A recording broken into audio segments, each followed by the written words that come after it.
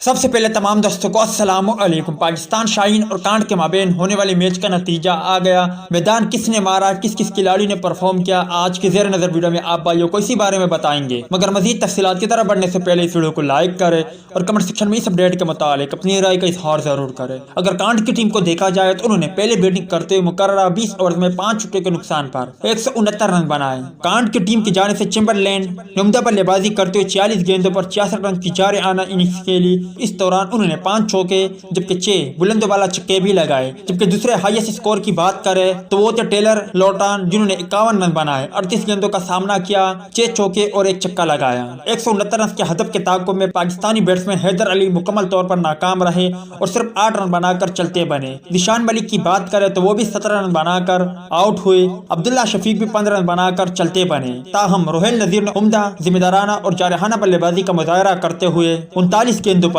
6 چوکوں اور 4 بلند والا چھکوں کی بدولت 69 رن بنائے اور ناٹ آؤٹ رہے۔ اس کے علاوہ طلعت کی بات کریں تو انہوں نے بھی 35 گیندوں پر 53 رن کی ذمہ دارانہ بلے بازی کا مظاہرہ کرتے ہوئے 7 چوکے اور 1 شاندار چھکا لگانے کے ساتھ ہی پاکستان کی جیت میں کلیدی کردار بھی ادا کیا، کیونکہ اس میچ میں روحیل اور طلعت نے جس طرح کی بیٹنگ کی یقیناً جیت پاکستان کی حقدار تھی اور پاکستان کرکٹ ٹیم نے 169 رن کا ہدف 18.1 اوور میں 3 وکٹوں کے نقصان پر حاصل کیا اور یوں پاکستان شاہین نے اس ٹور میں مطلب کہ ٹیسٹ کے بعد T20 میں پہلی کامیابی حاصل کر لی۔ امید ہے دوستوں کہ آج کی ویڈیو بھی آپ کو پسند آئی ہوگی۔ ملتے ہیں کسی نیکسٹ ویڈیو میں، تب تک کے لیے اجازت دیجیے۔ اللہ حافظ۔